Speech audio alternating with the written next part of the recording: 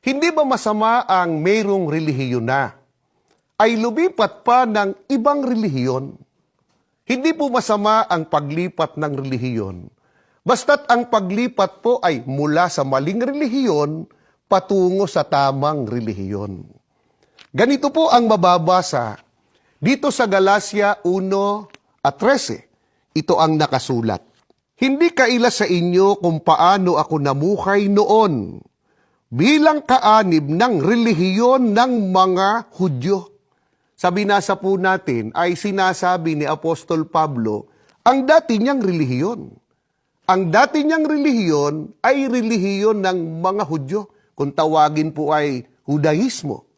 Ngunit nang umalis siya noon sa dati niyang relihiyon, ay saan ba siya lumipat at nabautismuhan?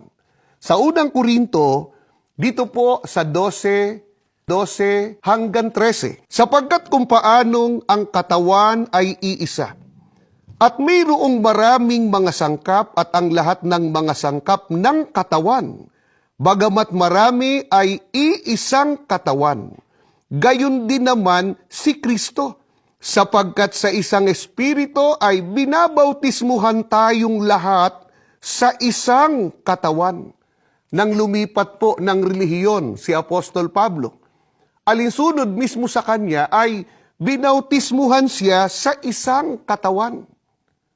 Sa Colosas 1:18 ay ganito ang mababasa, kung alin po ang katawang iyon, na kung saan doon po lumipat si Apostol Pablo mula sa dati niyang relihiyon.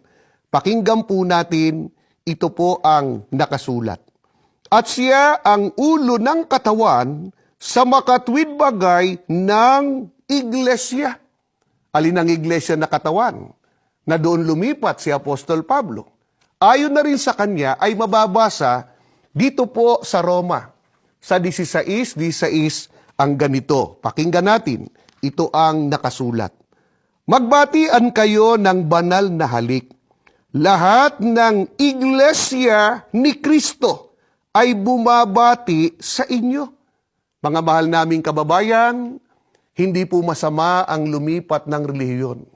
Basta't ang lilipatan po ay dito sa loob ng Iglesia ni Kristo. Bakit sa Iglesia ni Kristo ay obligadong dumalo sa pagsamba ang mga kaanib? Sapagkat ang pagsamba na isinasagawa po sa loob ng Iglesia ni Kristo ay utos ng ating Panginoong Diyos at pagsamba ng mga tunay na mananamba. Ganito po ang ating mababasa dito sa Juan 4:23. Pakinggan po natin. Datapwat dumarating ang oras at ngayon nga, nasasambahin ng mga tunay na mananamba ang Ama sa Espiritu at katotohanan, sapagkat hinahanap ng Ama ang mga gayon na maging mananamba sa Kanya. Napansin po ba natin ang isinasaad sa binasa nating talata mula po sa Biblia? Ang Diyos po ang humahanap o umuobliga sa mga tunay na mananamba na sumamba sa Kanya. Hindi po ba't kapag ang humahanap po sa atin, halimbawa ay isang iginagalang o kilalang tao, siya po ay ating pinahahalagahan. Di lalo na po sa ating Panginoong Diyos. Walang hihigit na mahalaga po sa ating Panginoong Diyos.